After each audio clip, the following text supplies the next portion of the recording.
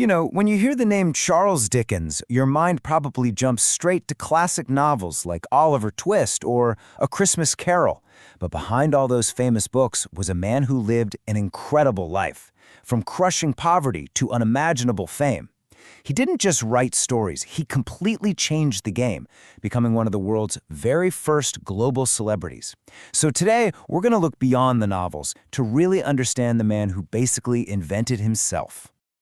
So let me ask you this.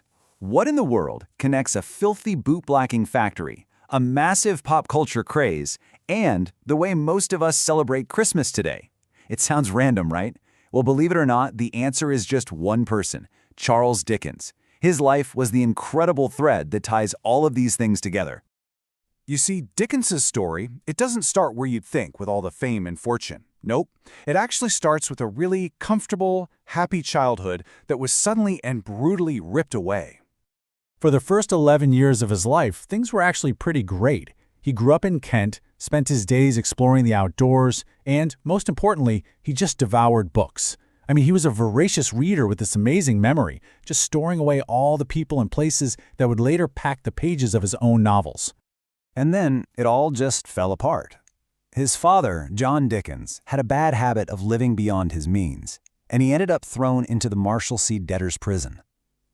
Just like that, the family's entire world collapsed. They went from the pleasant home where he was born to the grim, terrifying reality of a prison that would haunt Charles for the rest of his life. He was just 12 years old, and suddenly school was over. He was forced to drop out and start working grueling 10-hour days in a factory just to help his family survive. And this experience, it was an absolute horror show. He was stuck in Warren's blacking warehouse, pasting labels on pots of boot polish. His own words really say it all. The dirt, the decay, the rats. That feeling of complete humiliation, of being cast away as a young boy, lit a fire in him that fueled his passion for social reform for his entire life. But a trauma like that can either break you or it can forge you into something stronger. For Dickens, it lit a fire.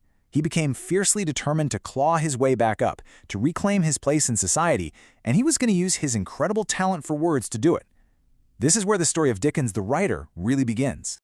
He got his start as a political journalist, but on the side, he started publishing these fantastic short stories and sketches about life in London.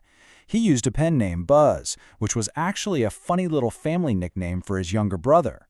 These sketches got collected into a book in 1836, and people started to notice. But his real big break? Wow, it came from this crazy phenomenon. His first novel, The Pickwick Papers, was doing okay, but it wasn't a smash hit. Then he introduced a new character, Sam Weller, this hilarious, wisecracking Cockney servant, and the public went absolutely wild for him. The sales exploded, creating what became known as the Sam Weller bump. To put that into perspective for you, the final installment of the Pickwick Papers sold 40,000 copies. That number was completely unheard of at the time. It was just staggering. Almost overnight, at just 24 years old, Charles Dickens was a household name, a true literary celebrity. But here's the thing about Dickens that's so important. He wasn't just a great writer. He was a brilliant innovator, a kind of authorpreneur. He didn't just write his novels. He totally revolutionized how they were published, sold, and even read by the public. He cooked up this winning formula, and it was pure genius. First, he published his novels in cheap monthly parts, which meant almost anyone could afford them. Second, he perfected the cliffhanger ending, leaving everybody on the edge of their seat, desperate for the next installment. And third, get this, he actually listened to his fans, sometimes changing plots or characters based on how people were reacting. And the effect this had? It was massive, absolutely profound.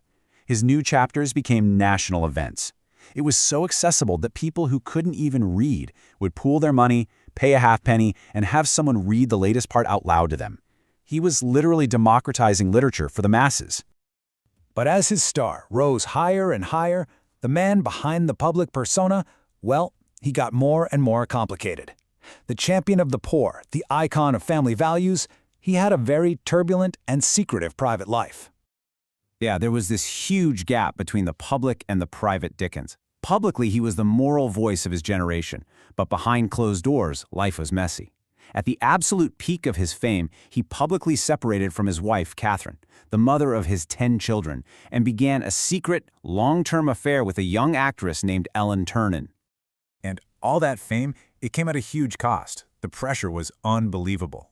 He was a global superstar, doing these exhausting public reading tours where thousands of people would line up to hear him perform his own work. Then, in 1865, he survived a horrific train crash that killed 10 people and left him deeply traumatized. The relentless pace just wrecked his health, and it all culminated in a stroke during his final tour. So after this absolute whirlwind of a life, what's left? What did he leave behind? Well, as it turns out, he shaped our world in ways we are absolutely still feeling today. Charles Dickens died from another stroke in 1870. He was only 58 years old. He actually left his last novel, The Mystery of Edwin Drood, unfinished.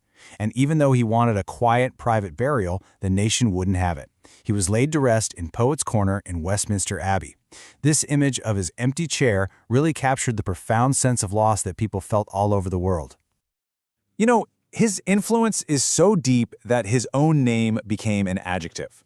When we call something Dickensian, we all know exactly what that means. We picture grim factories, social injustice, or those fantastically grotesque characters he created. His whole view of the world is baked right into our language. And when you boil it all down, his legacy is just massive, and it hits on 3 key areas. His work helped inspire actual social reform, shedding a light on poverty and the courts. In pop culture, he pretty much invented the modern Christmas as we know it, and it even popularized the phrase Merry Christmas. And of course, in literature, his use of serialization and cliffhangers completely changed the novel forever. Ultimately, what Dickens understood better than anyone was that a powerful story, delivered directly to the people, could be an incredible engine for change.